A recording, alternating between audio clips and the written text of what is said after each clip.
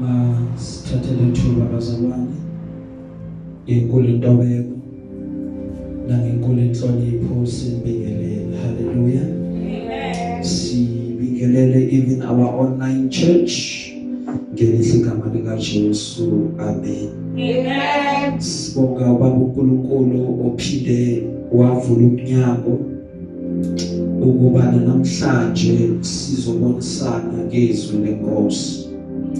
Amen. Praise be to the Lord. Amen. Ngiyabonga bazalwane kakhulu for all ama birthday wishes ngosuku lwami lokuzalwa Friday bazalwane bekumnandi bazalwane ngathi ngaphinda nje ngibuyele emuva bazalwane. Amen. Amen. Hallelujah. Amen. So ngathi ke hayi namhlanje vele ngiyayithintitha nje lesuit yami netie ngcoke ngibe muhle bazalwane njengoba kuyi birthday weekend. Hallelujah bazalwane. Amen. Praise the Lord. Amen. Siyambonga baba uNkulunkulu bazalwane ngothando lwakhe olusimangalisayo.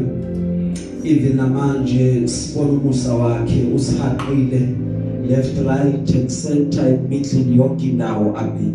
Amen. Hallelujah. Amen. Sisazongena ezwini lenkosi right now. Sizovula amabhayibheli ethu bazalwane.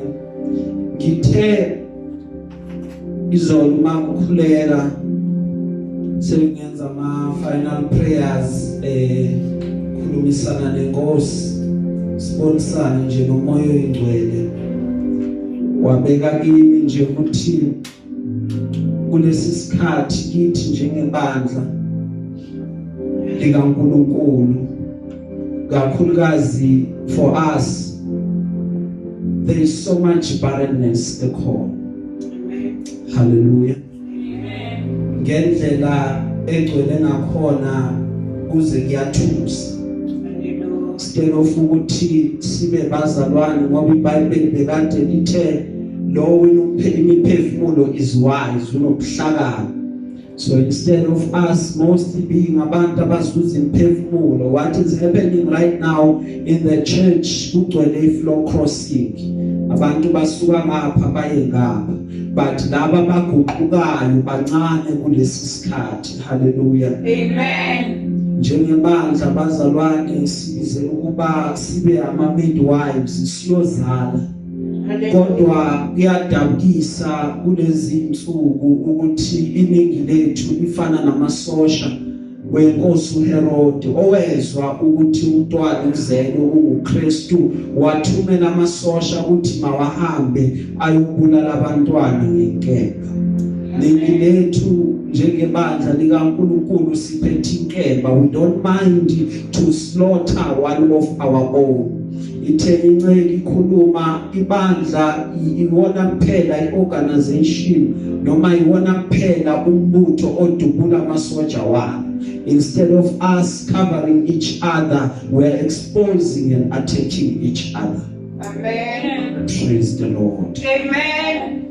Yashaqisa kakhulu njengendlu yokholwa ukuthi esikwenzayo sibulalana sisodwa uthando kubantu abaningi selipholile. But praise be to God because ithemba likhona. God will restore his church. Hallelujah. Njengoba right now uNkulunkulu enza the cleaning process because ibandla liyacleanwa emva kwalokho ibandla will emerge even more victorious than ever. Praise be to the Lord. Amen. Because right now we are in a state or at a season of a great reset. Ibandla lisethwa kabusha, ibandla libuyiselwa eqaleni la laqala khona. Ngoba even nasezwini uma likhuluma izwi lithi senikhohliwe uthando lwenu lokuqala. So you need to be reminded and then go back to God. Siyozendlala kuye ukuthi baba siyesakhohlwa, but we have come back to return unto you. And when we come back isibuya kuwe wena Nkosi, you will restore us back unto you so that the great revival can take shape and form. Amen. Hallelujah. Amen. wangathi bazalwane right now singakhuleka kakhulu sikhulekele ibandla lakaNkulunkulu esikhathini sakho sokukhuleka ungalishiyi ngaphandle okokuqala lokho then okwesibili sikhulekele nezinceke hallelujah amen sikhulekele even nemindeni yazo bazalwane because baningi kulezi insuku bayaliyeka even evangeli bathayikho lento ngenxa yesikhathi esiphila kuso amanye amabandla avaliwe awayikuphila vumo amen praise the Lord hallelujah kuquka abantu abaningi basuke enkosini makasize ubaba uNkulunkulu sime kuze kube sekugcineni hallelujah praise the Lord amen singaguqulwa izimo singashintshwa izinto because kuyabiza kulezi insuku amen hallelujah amen ezinenkosi sifunda incwadi ngokaLuke chapter 1 sifunda verse from verse 5 siyoma evesini ka25 again we are reading the book of Luke chapter 1 from verse 5 to verse 25 hallelujah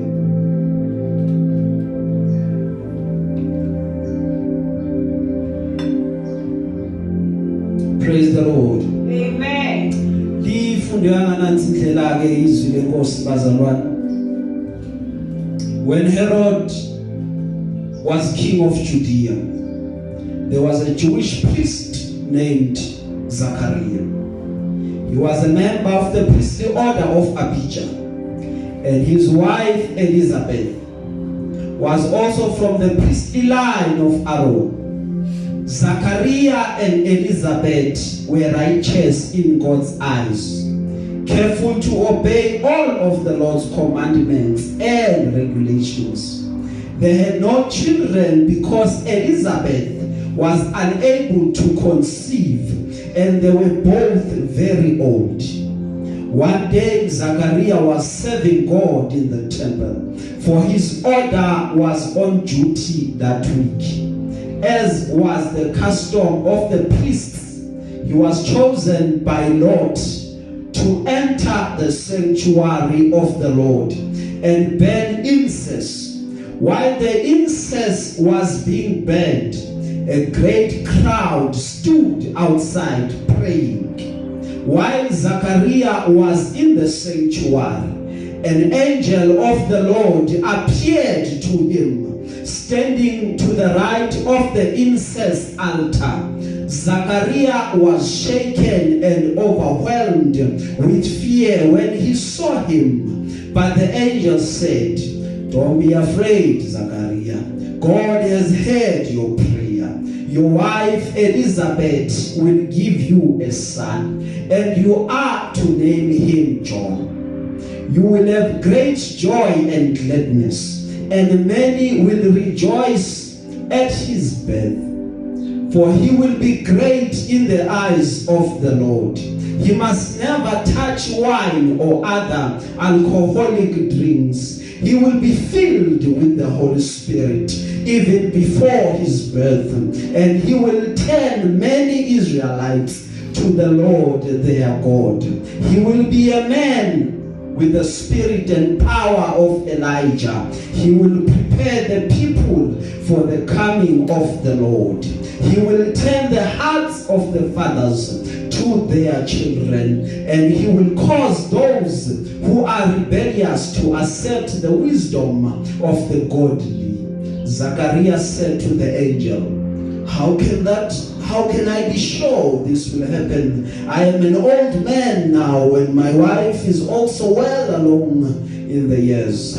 Then the angel said, I am Gabriel. I stand in the very presence of God. It was he who sent me to bring you this good news. But now, since you didn't believe what I said, you will be silent and unable to speak until the child is born. For my words will certainly be fulfilled at the proper time.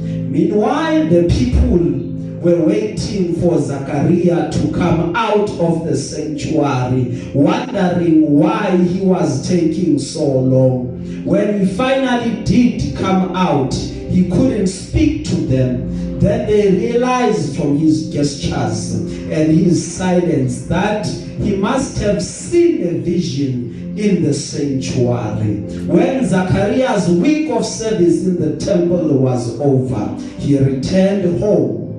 Soon afterward, his wife Elizabeth became pregnant and went into seclusion for 5 months.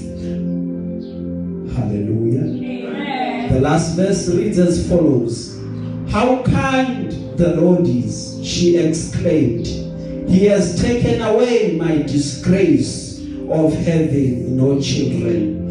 Elukuyifunda ngesizulu lithi iBhayibheli Luke chapter 1 verse 25. Yenze njalo inkosi kimi emihlene yangibheka ngayo ukususa ihlazo lami phakathi kwabantu. Amen. Praise be to the Lord. Amen. Singavala namehlo. Nkulunkulu wami size kuwena manje. Siyabonga ngizwi lakho linguqo.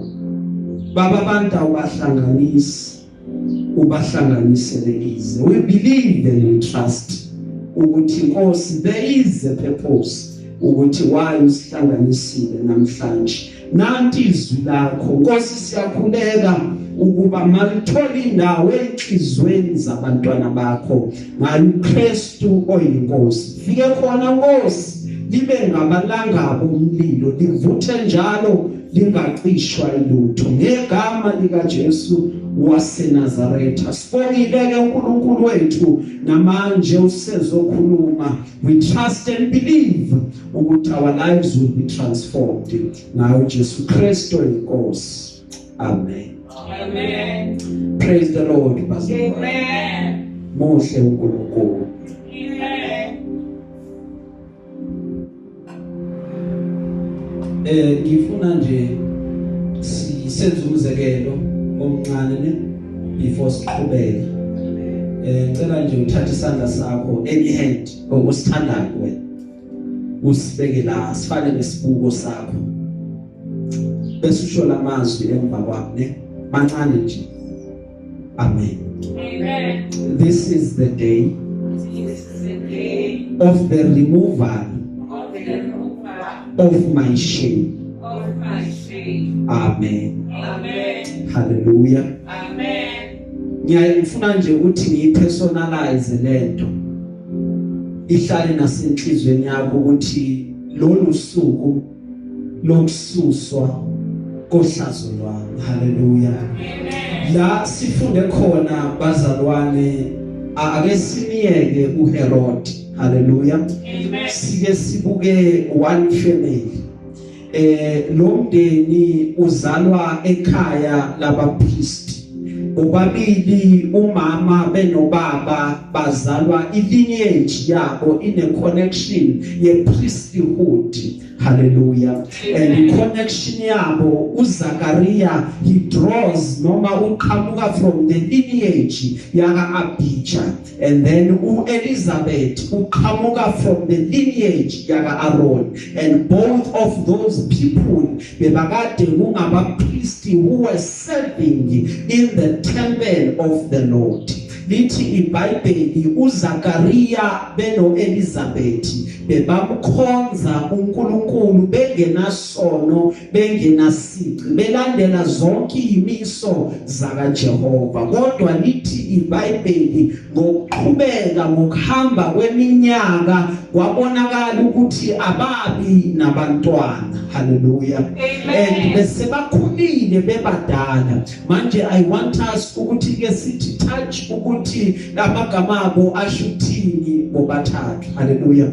We look at okokuqala sibuke ubaba igama lakhe uZachariah, and ukuthi Zachariah kusho ukuthi uNkulunkulu ukhumbulile, the Lord has remembered.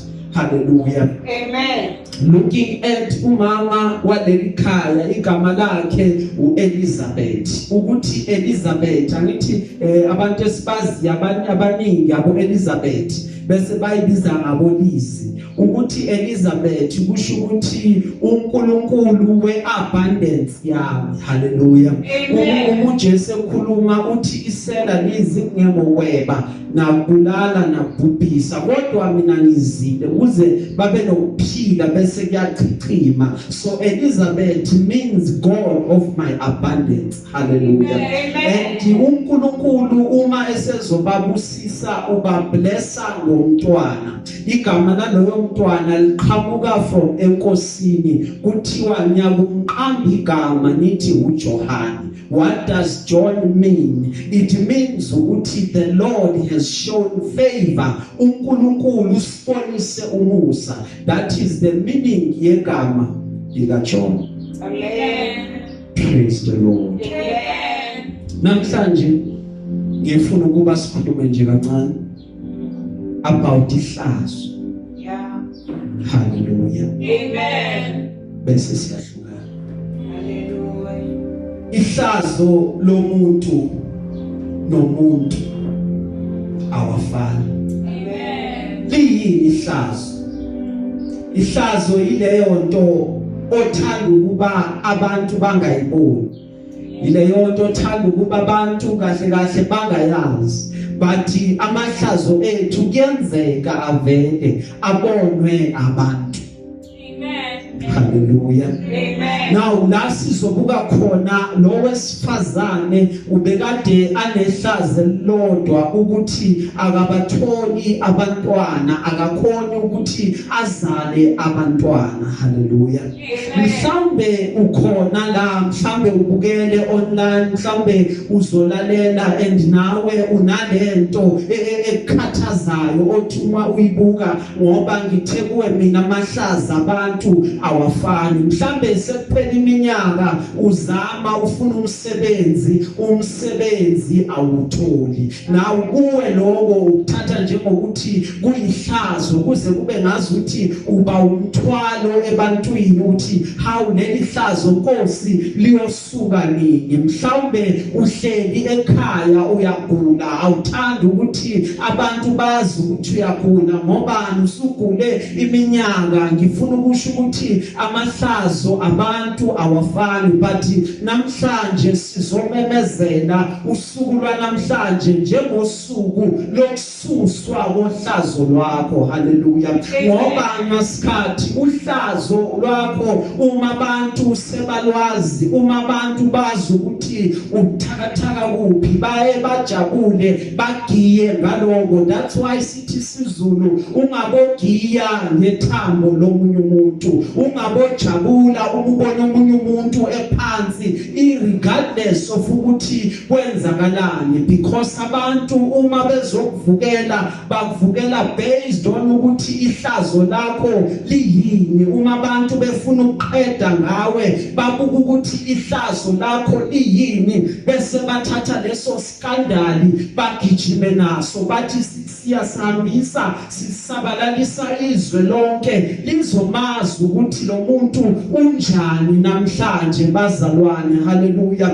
Bathi siyabonga ukuthi uNkulunkulu inoma sinamahlazo uJehova uma nathi ngoba bazalwane uJehova ebekade engenathi ngenkathi abantu besivukela ngaba abantu kudala basigwinya. Hallelujah.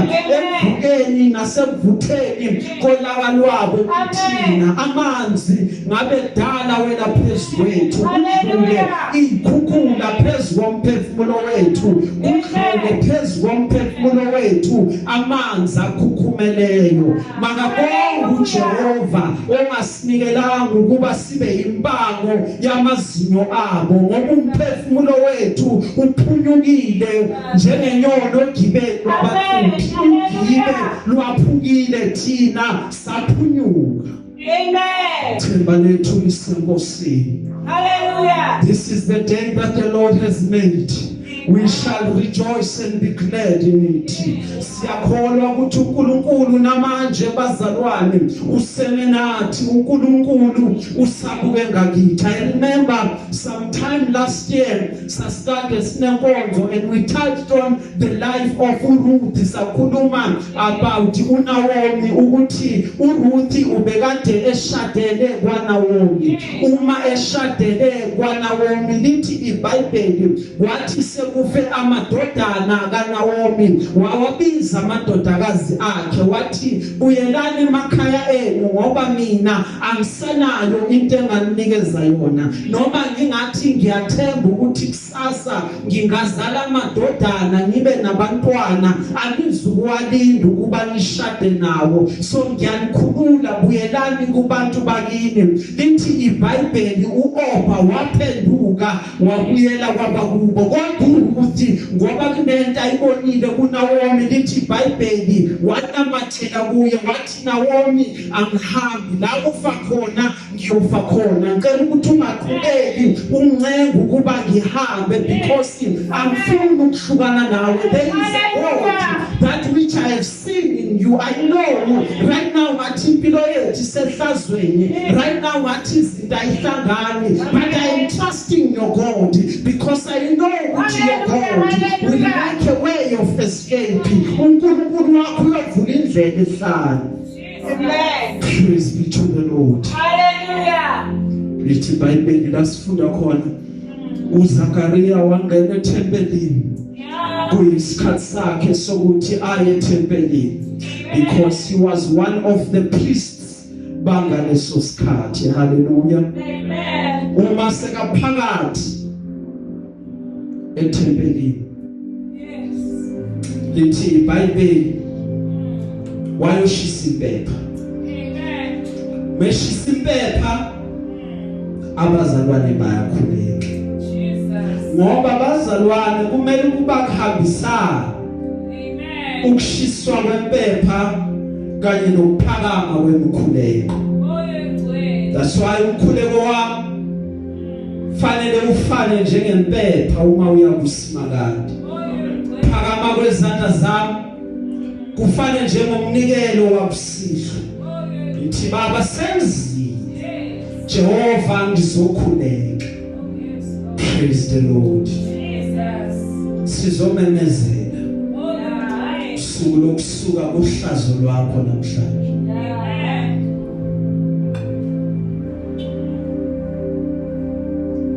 Kunabantu besifazane eBhayibhelini esifunda ngabo. Amen. Lithi iBhayibheli ngokwenzeka kwezinto bebangakwazi ukuthi bazala abantwana. Bekade bayithola basemafemelini. Abanye baze babakhipha inyumbazana ngenxa yento that they have no control over. Because it is not up to yena to choose ukuthi ngifuna ukuzala but it is up to God ukuthi avule isibeletho bese kuba nezinto ezizalwayo. Kinga yethu kulezi insuku thekwe manqala ngathi le barrenness lokwazi ukungazali akukho related phela on the physical noma ekutheni owesifazana akazali because nabanye abazalwane abazali bane spiritual barrenness. Amen. Praise the Lord. Hallelujah. Kanti befanele ukuba bazali into zabo zingafi into zabo ziphile manje kuyamangaza into zabo ziyafa kodwa into zabezwe ziyaphila baze bahalele bakhanuke nababezwe bangazi ukuthi nababezwe amandla abo noma where is their source. Praise the Lord. Because thina bazalwane umthombo wethu awushi. Our source never runs dry. Amen. Hallelujah. But it seems like our source is not giving us what we need. Bese sifulamehlo sikobe kubomakhelwane sithi ngani ngazuthi ezala intozi yaluka kithi kanti kwenze njani. Praise the Lord. Amen. nomunye umzalwane lithi iBhayibheli wathandaza igama lakhe uRaheli lithi iBhayibheli ubekade ngabathola abantwana eshadile kuleli khaya eshade nodadewabo udadewabo ebathola abantwana yamkhathaza lento uRaheli waqhubeka wakhuleka sizwa iBhayibheli lithi emkhulekeni kwakhe uNkulunkulu wagcina emzwile wasivula isibeletho sakhe wabese ezala indodana wathi umeqeda ukuyizala wathi ngempela uNkulunkulu umsusile ihlazo lami lendodana igama layo ngiyakuthi uJosefa ngoba ngithi uNkulunkulu akaphinde anezele ngenye futhi indodana. Amen. Praise the Lord. Hallelujah. Uma uZakaria asethempelini lithi iBhayibheli uyaqhubeka njengenjwayelo uyishisela impepha abazalwane bayakhuleka ngaphansi ngoba ngithe kuwe makuhambisana. Praise the Lord. Amen. Now lithi iBhayibheli kufika ingelosi kuye imanga kaRayi ethempelini la kushiswa khona impepha ithi kuye Zakaria uyathuka Zakaria ngoba phela kusimba nobani ubona ingelosi. Amen. Umethuka Zakaria uthi umesabi Zakaria uyakuba nendodana umkakho uyokhulelwa Zakaria azale indodana waphathwa iamnesia uZakaria wamkhohlwa loNkulunkulu amkhonzayo ngoba ubehlala ethandaza akithi namanje utholakala ethempelini uyokhuleka phela.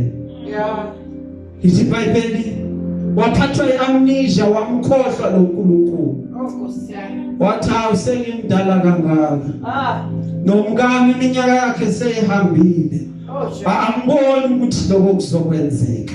Ukhuluma iexperience yakhe kanti lo uNkulunkulu esimkhonzayo nesihamba naye akahambi ngeexperience yabantu akahambi ngokuthi kujwayele ukuthi kwenzakaleni. uNkulunkulu izinto azenzayo wenza izinto engakaze zabakhona ziqale zenzeke zibe khona so that abantu bazomangala bazokwazi ukuthi abavumayo bavuma ukuthi ngempela kunesandla. Amen. Wamkhohlwa uNkulunkulu. Ngoba uZakaria phela bekade ethandazela abantu bafike kuye enceku ngcotshwa mphathiswa sinenkinga sekuphele 2 years sishadile kodwa nikisa abantwana. Amen. Dala sizama kodwa lutho. Hallelujah. Athi hayi ngizomthola sikhulekile. Amen. Bakhuleke Nkosi bapha abantwana. Ceda mva athi amen meqeda ukuthi amen aqhubeke with his daily tasks. After a year or 2 babuye njengoba umfundisi wasikhulekela. Now usesiyancelisa manje. Athi praise the Lord. Amen. Now uZakaria looked at ukuthi ababatholayo abantwana bancane abakhulanga bekho badala why disregarda waze wa accept ukuthi mina nomkama siyuphinde sicebisa. Amen. Praise the Lord. Amen. Kwangathi uNkulunkulu uthi Zakaria ushumayelile wakhuleka but sewukhohlile. Amen. Ngoba ekhambe noNkulunkulu ngasikhathi kunezinto esihamba siyibala.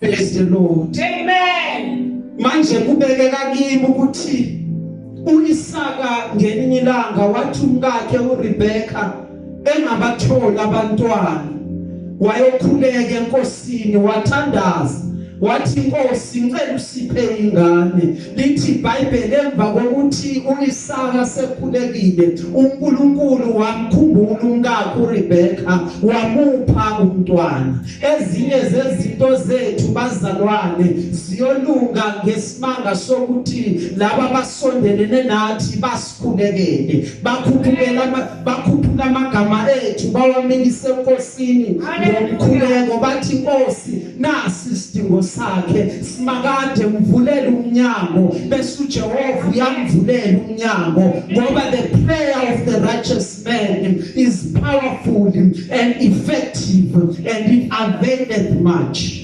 Amen. Praise the Lord. Hallelujah. So check abantu associate nabo ube nayo umuntu oyakukhulekela enkosini acelele ezinye zezidingo zakho athi hayi lento masekayibona yenzeka ngavele ngikhulekile ngathi simakade mvulela iminyango. Praise be to God. Amen. Praise the Lord. Amen. Uma sibuka nangomunye wesifazane elithi iBhayibheli ungumama wethu ekukholweni naye wamkholwa uNkulunkulu. Uma sibuka lithi iBhayibheli kwafika izwi ekhaya lakhe lilethwe amadoda amathathu afika wakhuluma nendoda yakhe wabuza wathi kuphi kwathiwa cha usemnyango wetende. Lithi iBhayibheli kwathiwa lesisikhathi ngonyaka ozayo uSara uzobakhulelwe uSara uyobe agona ingane. Lithi iBhayibheli wahleka uSara wathi kuyokwenzeka kanjani lokhu ngoba mina sengimdala nenkosi yami sindala but uNkulunkulu wenza ukuthi uAbraham ena100 weminyaka uSara ena90 uSara akhonsive. Elithi iBhayibheli besengasenathemba lokuthi uSara will ever hold a baby but God did it.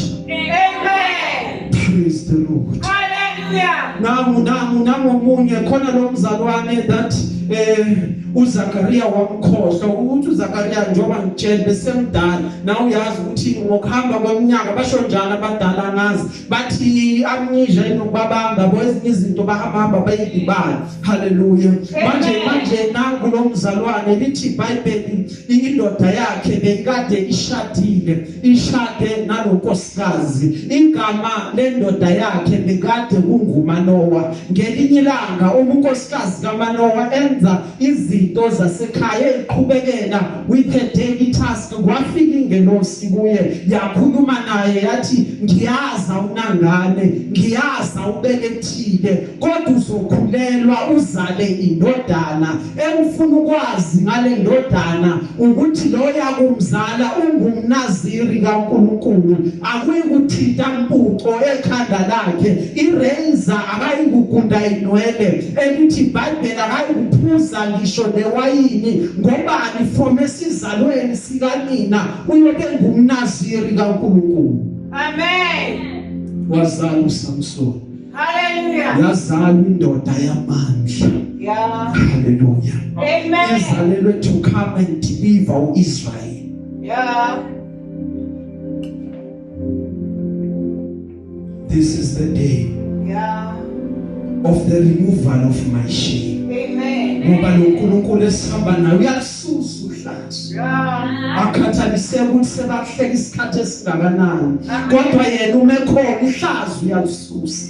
Lithi iBhayibheli bakhuluma komunye wesifazane. Lithi iBhayibheli lo mgcako wakhe lokemxhokoloza njalo athi wena awuzali. Lithi iBhayibheli emhleka ngoba yena azele. Lithi iBhayibheli agcwele ingane la ekhaya kodwa yena ingane anganayo. Indoda yakhe kodwa ilokhu imnakile umiza kuye imuphi izipho elingaphezulu. Lithi iBhayibheli kodwa waqhubeka njalo uma baye ethempelini akazange aduba ethempelini angisayi azange athi uNkulunkulu angisayi komkhonza ngoba izinto zingahambeli kahle kodwa njalo uma bekhuphukela endlini yokukhuleka naye ubetholakala phakathi athi ngiyaya ngiyomdumisa uNkulunkulu noma ngabona kubonakala engathi khona ngenzele kona noma ungaphethanga lutho ephathekayo but ngiyaya ngiyolimakhisa elami igama ukuthi ngikhona ngizothi bayede kuye lithi iBhayibheli ngelinye ilanga waze wasala yedwa ethempelini waqala wakhuleka wacabanga ukuhlushwa kwakhe wacabanga iaccuser yakhe wakhumbula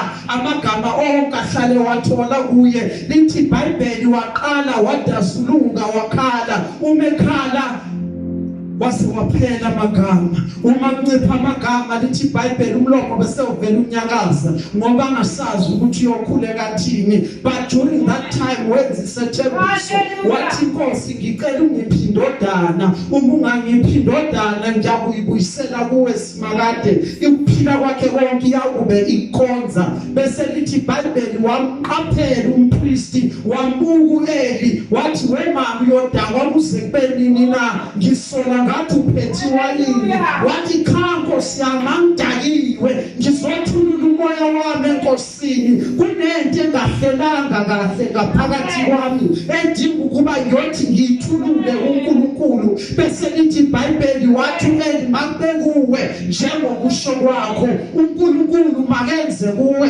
bese ngaleso sikhathi isibeletho sakhe savuleka wafika uSamuel. Amen. Praise the Lord. Hallelujah. Khona umunye wesifazane uZakhariya bekade semkhohlile lithi iBhayibheli ubekade eqaphela ingcengu asondelene nje ukuthi masenze kahle ecebini kwaba khona inceke ehamba indlu lithi iBhayibheli wayincenga wathi ngicela ungandluli ngena babuphuza amanzi ngoba kunesibusise kunakekeleni ingcengu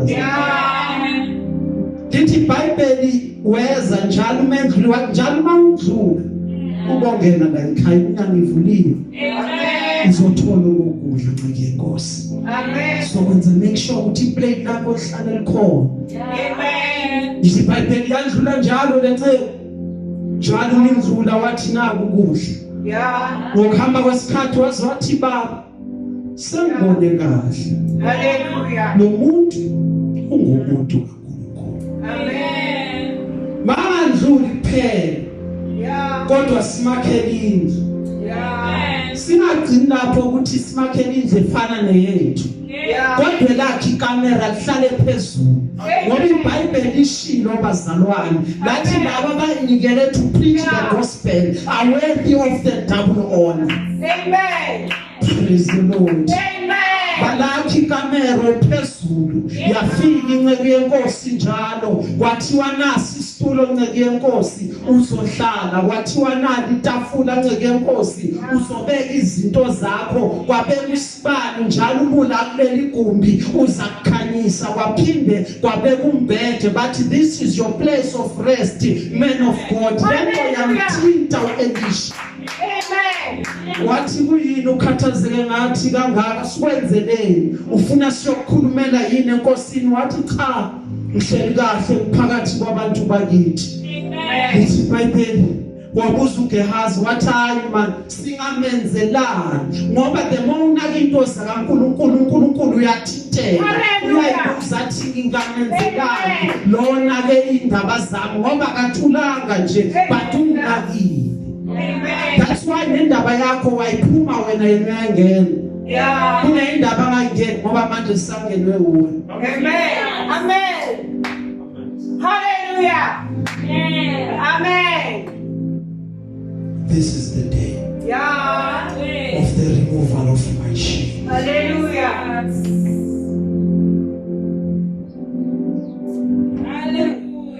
Muy bueno. Amen.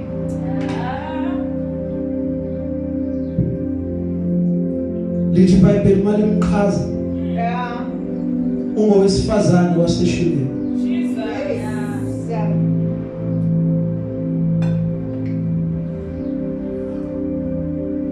Lithi iBhayibheli wabuza uGehazi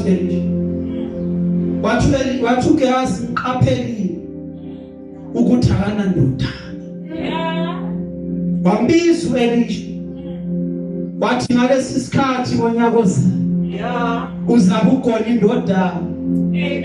wakhumbula lo wesifazane wathi indoda yami isindala ungazali ngami umuntu kaNkuluNkulu ungabone favor nguboniseyo bese udlala ngabo but ithi iBhayibheli njengokusho kaElisha wakhulelwa waphatha indoda Amen. ngoba izwi lakhe Yeah.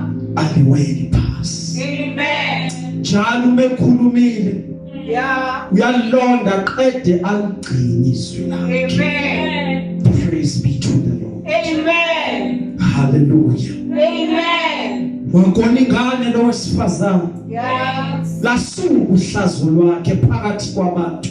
Amen. Praise the Lord. Hallelujah. Wakhula umntwana Yeah. bese khulile umntwana wahamba noyise. Mefika le ngaphandle wakhala umntwana. Wakhala ngekhanda. Ekhale ngekhanda wabuyiselwe ekhaya. Wafika ekhaya wafa. Wakhumbula wesifazane ukuthi ngimthathe kuphi. Wakhumbula indawo yokusuka kwehlazo lakhe. Wamthatha umntwana wayombeka embhedeni. Wathi lo mntwana ngamthola la. Into zakho lazife khona uNkulunkulu uyoyivusa la. Amen. Hallelujah. Amen. Hey. Sizomemezela ukusuka kwehlazo. Ah. Ngoba lo uNkulunkulu esihamba naye uyasusa uhlazo. Ah. Praise be to the Lord. Amen. Uma uJesu efika kunento ebekade yenziwa. Lithi iBhayibheli bekuthi umisela lonini bese liyathathwa liyophanyekwa emthini.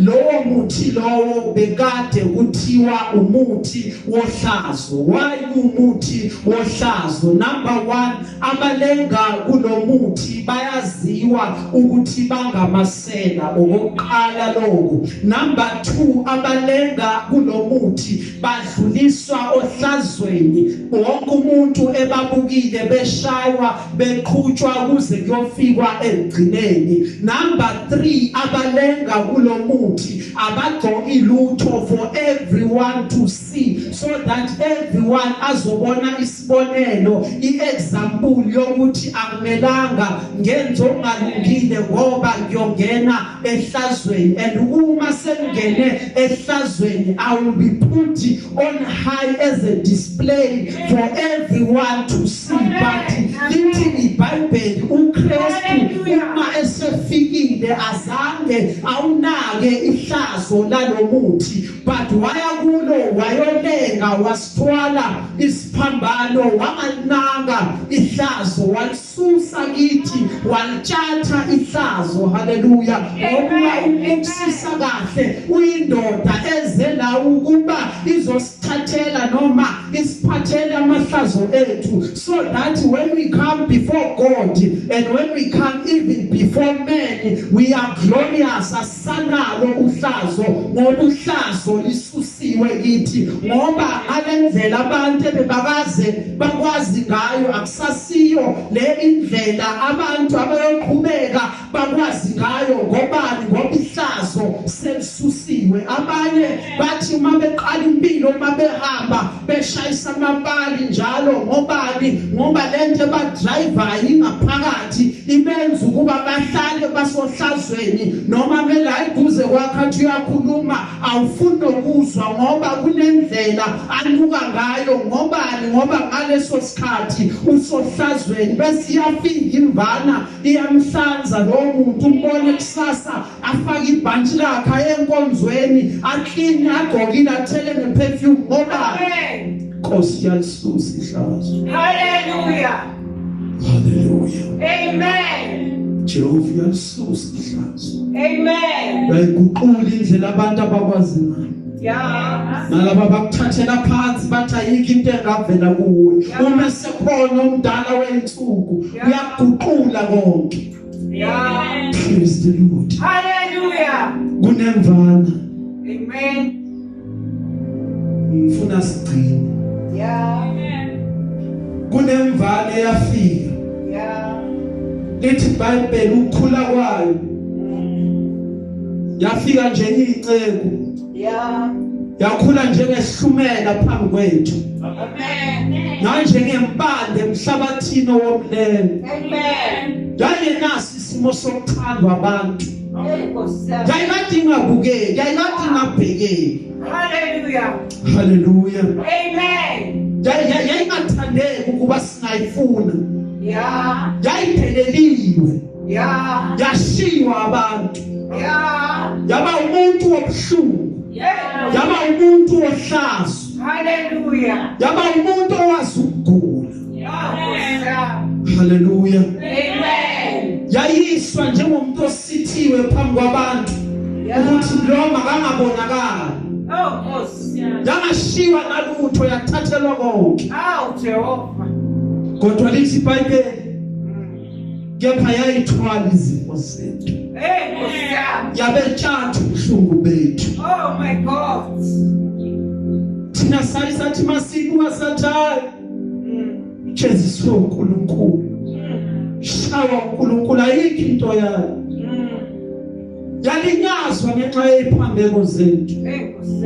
yaxotshozwa ngobubi bethu Hey. sijeziso sabekwa phezukwakhe Hey. sijeziso sabekwa emahlombe ayo Hey.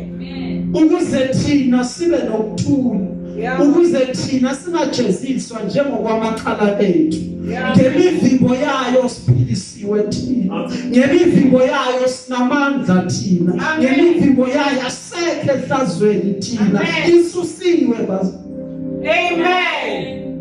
Jehova wakhuluma noJoshua Yeah. wathi kuJoshua Joshua Yeah. umekhuluma phezulu kwabantwana bakwaIsrayeli basehlala ngenkathi basendaweni yaseGilgal wathi namhlanje Yeah. ngilethulile ihlazo laseGibhithe Amen. leyo ndawo yaqanjwa igama kwathiwa kuseGilgal indawo yokususwa kwehlazo lethu ngoba lisusiwe basi Hallelujah. alisekho bazalwane Amen. asana Hallelujah. kodwa samkela amandla Yeah. nenkazimulo evela kuSimakade Yeah. ngifuna ukugcina Amen. lisusiwe Yeah. alisekho Amen. indlela bebambuka ngayo bayophinde bambuke ngayo Amen. isidaba esisha mina Amen. haleluya Amen.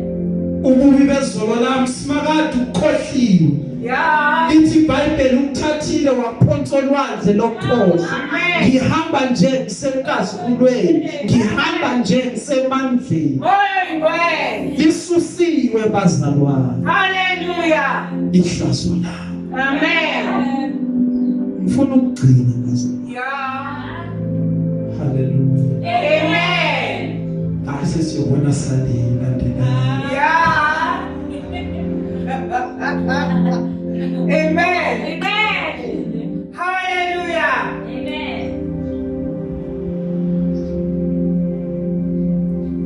kunenye indawo Yeah. kule ndawo Amen. indawo yemikhukhu Hey. kuhlala omunye umama hlala nomntanakho indodakazi Yeah. anakhe usakhula mncane umumbuka lo mama akathandeki Kusia. akujabulisi umumbuka kahle ebusweni unamabalabala Kusia. praise the Lord Amen. banaphuma athi mama ngisawudlala Yeah. hamba uyodlala nabangani bakhe befika kubangani bakhe bathi asidlaleni umdlalo sikhethe bazalini bethu Yeah. umzali omuhle kunabo bonke babaqheliseka abantwana abazali bathi sikhethe umama kaSigogolozana sikhethe umama kaKino sikhethe umama kaBhatha Yeah. bameqe Kusia. aloke edlale njalo umntwana athi bayeza nabo wami ngoba wena uma ubuka umzali wakho awuboni into Yeah. bathi hayi umdlalo lo sewuphelile Kusia. bangamkhethi wakho Kusia. bese bese bathi asiguqule Oh, Nkosi yami. sikhethe umama omubi kunabo bonke Oh, Nkosi yami. bonke basho ngezwe elilodwa Oh, bakhethe umama wakhe oh, bathi siyamkhelisa siyamcrown ungumama omubi kunabo bonke oh, Nkosi yami. hamba umntwana wekhaya Hey. fike ekhaya ungamjwayeli umntwana uvamise ukuthi akhulume basho ukuthi bekumnandi bekunjani ngihlala nabangani bami thiwa ngalelo langa wathula umntwana waqaphela umama ngoba umama uyananga wathi awuthule ngokwaze kweqa kwenze njani namhlanje wayiguphi indaba umama ukuthi athole ukuthi inkingi ikuphi thiwa wabuza umama kwenze njani wathi mama angazi ngitshele kanje esidlala nabangani bami anyadabuka ukutshela mama ukuthi sinqume ukuthi ungumama kule ndawo omubi kunabo bonke wathula kancane umama wacabanga ngoba sazi isimo sakhe washona ngale kancane wayokhala kancane waphinde wabuye wathi mntanami ake nguhlalise phansi uyazi ukuthi kungani ngale ndlela engingayo ngifuna ukukutshela nansi indaba ngaze ngakutshela yona wathi mama ngale ungakafakwa izimpoko sasikade siwasha emfuleni ngakushiya mntanami phakathi kwalomkhukhu ngithulele ngahamba ngayowasha emfuleni uma ngithi ngivusa amehlo kancane ngibona kunyuka intuthu ende uyabona kule mikhukhu esihlala kuyo ngabe sengikhumbula ukuthi kunomntwana oyiswana osele phakathi ngabe sengiyagijima ngizobona ngobani ngiyakhumbula ukuthi kukhona osele ngaphakathi uma ngifika la ngathola ukuthi la kusha khona kusha ekhayeni lami ngakhumbula ukuthi kuwena osele ngaphakathi bakhuluma bathi amalangabi asemakhulu ngicabanga wena iphiliva lasale esandleni salobe kade angibambile ngagijima nganganaki lutho ngangena phakathi uma sengena phakathi kwasho ukuthi amalangabi asemakhulu bathi ngagijima ngaya ngala ukhala ngakhona ngafika khona ngakuthatha kanti amalanga bazongishisa ubuso ungibona nje mntanami ukuthi ngasha ngizama ukusindisa wena namhlanje sengibizwa ngamagama kulungile kodwa wena unasici bengizothi yayithwala izono zethu yabentshathu ubuhlungu bethu yalithabathi ihlazo lethu namhlanje sihamba nje asenahlazo Amen. siyabonga Hallelujah. yavuma ukuhlupheka ngenxa yethu Amen. ukuze sizothandeka thina Yes. baba siyabonga Amen. haleluya Amen. bangasuka abanye bangadenda abanye Amen. kodwa thina sakha amadokodo Yeah. asasuki le ndawo Hey, Nkosi yami. simbonile uNkulunkulu esihamba naye simbonile uSimakade siphethe ngesandla Hey, Jehovah. haleluya Amen. masingasuka kuye siyawukufa Hey, Nkosi yami. asayindawo Hey. ngoba sukile bazalwane akusekho bazalwane Amen. ulithathile walenzela Hallelujah. khona sohamba sikhululekile praise the Lord Amen. uthi lo khuluma nami mangcine lawo namhlanje Amen. Nkosi yomsayibusisi nenze kahle Amen. Jehova lisumkhawulo wenu Hallelujah. ibandla lonke bazalwane lithi amen Amen.